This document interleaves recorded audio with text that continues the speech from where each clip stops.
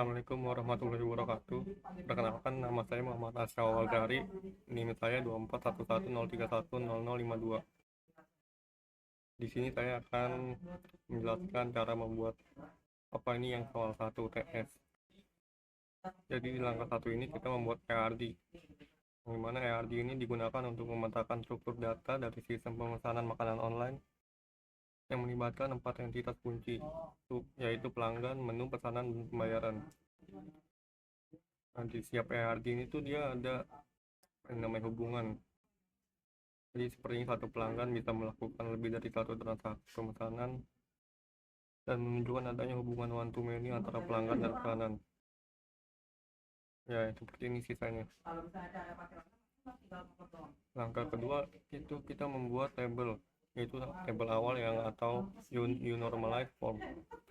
Tabel ini merupakan bentuk awal dari struktur data yang masih belum terstruktur dengan baik.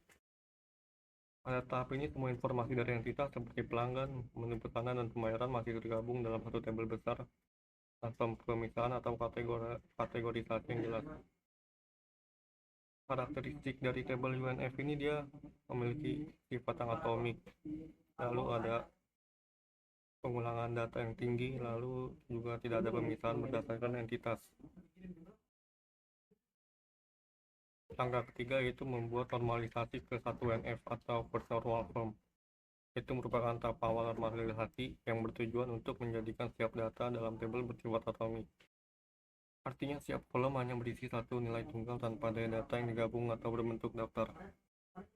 Nah, di tahap ini tuh kita melakukan beberapa penyesuaian, antara lain nilai-nilai yang bersifat ganda atau berulang dipisah ke dalam baris-baris terpisah.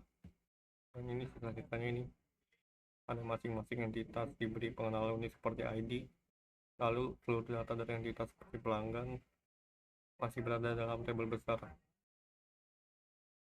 Langkah keempat yaitu normalisasi ke 2NF atau second normal form, yang dilakukan untuk menghilangkan partial dependency, yaitu kondisi ketika atribut non-primer hanya bergantung pada sebagian dari kunci utama. Namun karena dalam kasus ini adalah tujuannya yaitu memastikan bahwa semua atribut non-primer sepenuhnya bergantung pada primary key. Nah, ini dia nih lanjutannya, bisa dilihat ada penerapan pada kasus, juga ada tabel-tabel yang udah dipisah menjadi satu.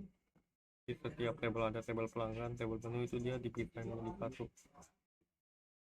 Nah, langkah kelima kan sebenarnya ini dia udah jadi ya di tabel kedua, jadi dia itu di sini nggak ada atribut-atribut non-primer secara langsung yang bergantung pada primary key. Jadi sebenarnya ini udah selesai di sini.